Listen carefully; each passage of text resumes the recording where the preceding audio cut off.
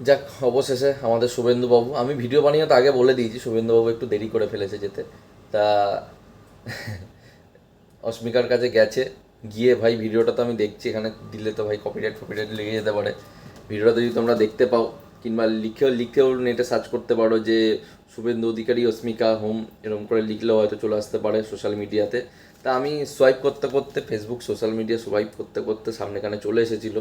তা আমি সে ভিডিওটায় ক্লিক করে দেখলাম যে না ভাই, গেছে অন্তত সে, গিয়ে একটু দিলাসা দিয়েছে, মানে একটু সহানুভূতি দেখিয়েছে। দেখানোর পরে খালি ভাই ছবি তুলে যাচ্ছে, খালি ছবি তুলে যাচ্ছে, খালি ছবি তুলে যাচ্ছে, আর কোনো কথা নেই, খালি ছবি ফটো আর ভিডিও, ছবি ফটো ভিডিও। ভাই এটাই কি করতে গেছিলি জানি না ভাই, আদৌ কি কিছু সাহায্য করবে কি করবে না সেন্ট্রাল সরকার তাদের হাতে।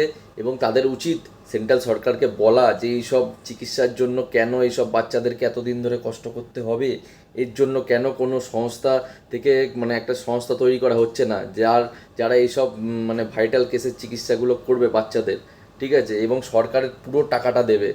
এইসব জিনিসগুলো কেন করা হচ্ছে না, এই প্রশ্নটা শুভেন্দুবাবুর করা দরকার। তা না, খালি photo video, photo video, photo video.